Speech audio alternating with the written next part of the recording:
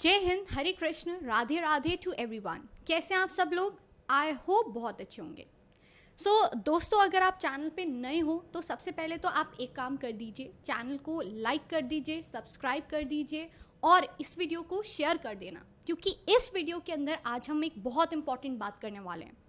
बहुत टाइम से बच्चे कह रहे थे कि मैम आप ना कुछ केमिस्ट्री में ऐसे बता दो कि बस हम वो करें और हमारा पेपर क्वालिफाई हो जाए। मतलब ऐसा कोई नुस्खा दे दो, मतलब कुछ भी ऐसा कोई रामबाण इलाज दे दो जिससे हमारा पेपर बस यूं चुटकियों में क्वालिफाई हो जाए। आपको मैं यही रामबाण इलाज देने के लिए आज आई हूँ, जिससे आप केमिस्ट्री में सब क्वेश्चंस अटेम्प्ट कर पाओगे। देखो, बात एक ना जिसने ये समझ ली कि पेपर कभी भी हार्ड वर्क से क्रैक नहीं होता है, हमेशा आपको एक स्मार्ट वर्क चाहिए ही रहता है पेपर क्वालिफाई करने के लिए। स्मार्ट वर्क यदि आप लगाओगे तो आपका पेपर क्लियर होने से कोई नहीं रोक सकता। अब क्या है वो स्मार्ट वर्क, क्या है वो रामबाण इलाज, जरा ये बता दो। तो सुनिए ध्यान से।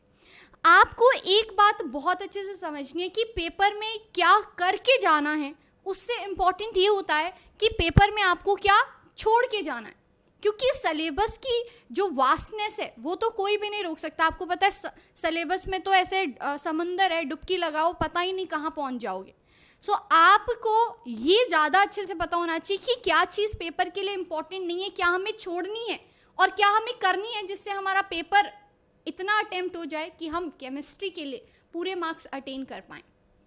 आइए उन्हीं के बारे में थोड़ी सी चर्चा कर लेते हैं। सबसे पहले आपको इम्पॉर्टेंट टॉपिक्स मैं बता देती हूँ जो आपको ध्यान में रखने हैं, ठीक है, जो आपको टॉपिक्स बिल्कुल नहीं छोड़ने हैं, ठीक है, और जो टॉपिक्स आपको लीव करने हैं वो मैं यहाँ लिखती हूँ। देखो, आपको सबसे पहले बात मैं अगर करूँ तो एटम्स एंड मॉलिक्यूल्स की जो है आपको डेफिनेशन अच्छे से आनी चाहिए, ठीक है। डेफिनेशन जैसे एटॉमिक मास हो गया, एटॉमिक नंबर हो गया, आइसोटोप, आइसोबार हो गए, इनके एग्जाम्पल्स, ठीक है। उसके बाद जो न्यूमेरिकल आपका बनता है यहाँ पर, वो ज़्यादातर बनता है कि आपसे निकलवा लेता है कि चलो नंबर ऑफ न्यूट्रॉन्स बता दो, प्रोटॉन्स बता दो, इलेक्ट्रॉन्स बता दो, वो आपके डेफिनेशन से ही कवर हो जाएंगे। उसके बाद आपको जो कवर करना है दैट इज तीनों के तीनों मॉडल्स आपके बहुत इंपॉर्टेंट है। लगातार 6 पेपर से रदरफोर्ड उठा करके दे रहे हैं इस साल।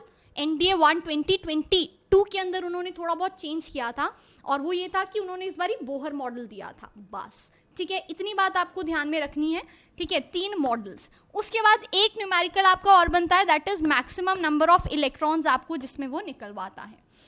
क्लियर है बात? तो मेनली आपको एटम्स एंड मॉलिक्यूल्स में कवर करना है। बात आती है लीव क्या करना है, तो लीव आपको करने हैं इसके अंदर न्यूमेरिकल्स। देखो, न्यूमेरिकल्स का जो एरिया है वो बहुत बड़ा है। मोलैरिटी, नॉर्मेलिटी, इक्विवेलेंट मास, ये सब पता नहीं क्या क्या, ठीक है। इतना डिटेल में आपको नहीं जाना है। न्यूमेरिकल्स की बात करूँ तो आपको सिर्फ वही कवर करना है जो मैं बोलूँगी। क्लियर है? जितने न्यूमेरिकल्स जिस टाइप के मैं कराऊंगी वैसे ही पेपर में आते हैं, ठीक है। 4-5 टाइप जो है बहुत ज़्यादा कॉमन है, वो मैं आपको करा चुकी हूँ, और आगे प्रैक्टिस सेट्स लगेंगे उसमें करवाऊंगी, कवर हो जाएंगे। उसके अलावा आपको कोई न्यूमेरिकल नहीं करना है। You have to leave this topic. इससे बड़ी टेंशन आपकी रिलीज हो जाएगी। जो एनर्जी यहाँ लगाते हो उसे आओ थोड़ा और इम्पॉर्टेंट टॉपिक्स में लगवा लेते हैं, ठीक है। फिर आता है आपका matter and composition. Matter and composition के अंदर आपको क्या करना है, बेसिकली आपको सारे के सारे आपको जो है टाइप्स पता होने चाहिए, ठीक है। कौन से आपके जो है मेथड्स लगेंगे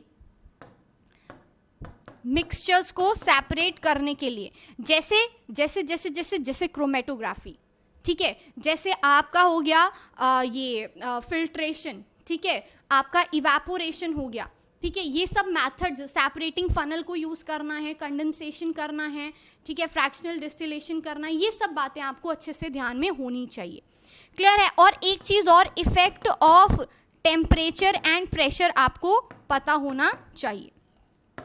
उसके अलावा अगर मैं बात करूं इधर, तो आपको जो है अपना मेटलर्जी का पोर्शन है वो आप छोड़ सकते हो, ठीक है। मेटलर्जिकल प्रोसेसेस, कैल्सिनेशन, ठीक है, ये सब आप छोड़ दीजिए, ज़्यादा इंपॉर्टेंट नहीं है पेपर के लिए, बिल्कुल नहीं आती। उसके अलावा जो आपको छोड़ना है that is organic chemistry. Organic chemistry आप बिल्कुल फ्री माइंड होकर के छोड़ सकते हैं। तो आप बोलेंगे मैम मतलब पेपर में क्वेश्चन ही नहीं आता। पेपर में क्वेश्चन आता है, बता रही हूँ कहाँ से आता है, सुन लो, वो भी नोट कर लो।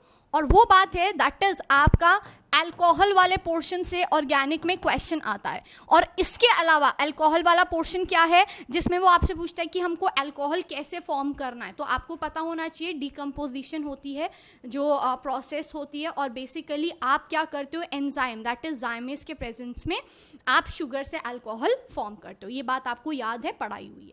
उसके अलावा जो आपको बात ध्यान में रखनी है that is alkanes, alkenes, alkynes, ये सब आपको पता होने चाहिए। क्या जनरल फॉर्मूले, CnH2n, CnH2n+2, CnH2n-2, ये सब, ठीक है। तो ये बातें आपको ध्यान में रखनी है ऑर्गेनिक केमिस्ट्री में, इससे ज़्यादा आपको कुछ ध्यान में रखना नहीं है, ठीक है। उसके बाद आपको जो बातें ध्यान में रखनी है दैट इज बॉन्डिंग।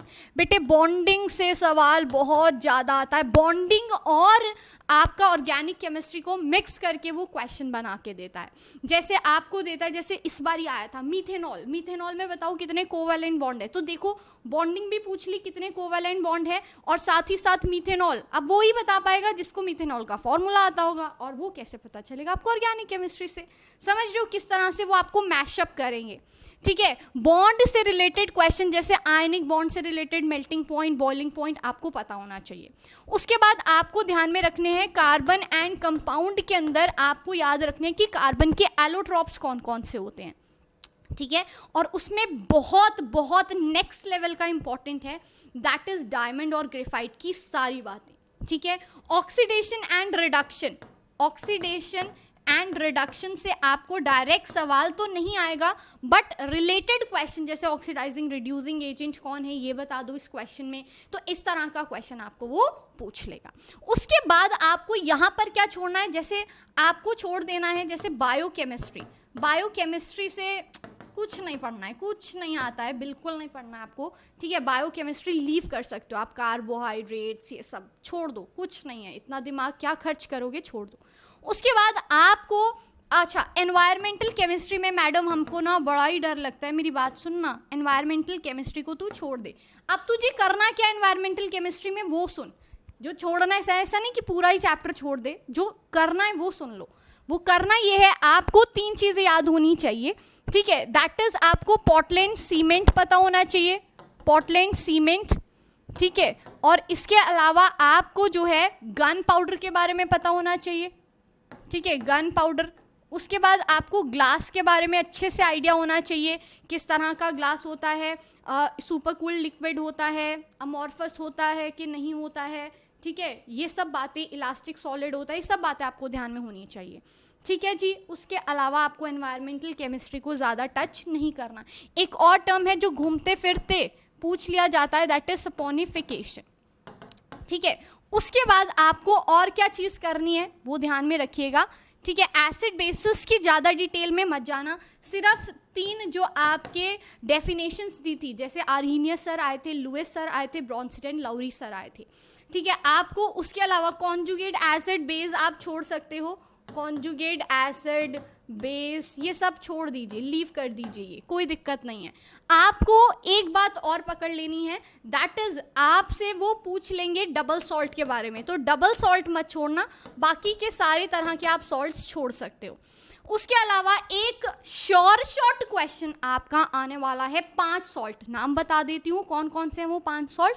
पहला सॉल्ट है आपका बेकिंग सोडा, वॉशिंग सोडा, ठीक है, आपका प्लास्टर ऑफ पेरिस, जिप्सम, ठीक है। ये सब बातें आपको पता होनी चाहिए क्योंकि इनसे सवाल आपका बन जाने वाला है। क्लियर है बात।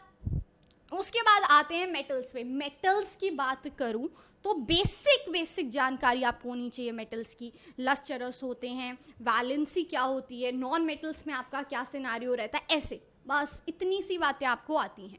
और उसके अलावा एक बात और प्लीज़ याद रखना, बच्चे याद रखते हैं हमेशा, एल्यूमिनियम, जिंक, ठीक है, आयरन और टिन, यही 4 लोग हैं जो आपको क्या शो करते हैं, जो आपको शो करते हैं एम्फोटेरिक ऑक्साइड, यानी जो एसिड के साथ भी रिएक्ट करते हैं और बेसिस के साथ भी। बस इतना आप कर लोगे, आपका पेपर क्लियर होने से कोई नहीं रोक सकता।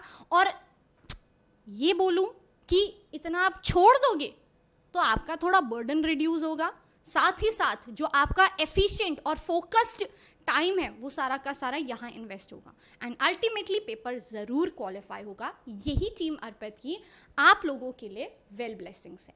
ठीक है, सो अगर वीडियो बहुत अच्छा लगा वीडियो को लाइक करें। ऐसे ही वीडियोस अगर आप चाहते हो और व्यूज़ चाहते हो कि मैम की क्या व्यूज़ है या टीम के पूरे क्या व्यूज़ है, क्या हमें किस तरीके से अपनी प्रिपरेशन को शेप अप करना है, आप अपने क्वेश्चंस नीचे लिख सकते हो। I will read that and I will definitely bring a video upon that. ठीक है, सेशन को लाइक करिए, शेयर करिए और यदि आप चैनल पे नए हैं डोंट फॉरगेट टू सब्सक्राइब। ठीक है, सो मिलते हैं आपसे नेक्स्ट सेशन में।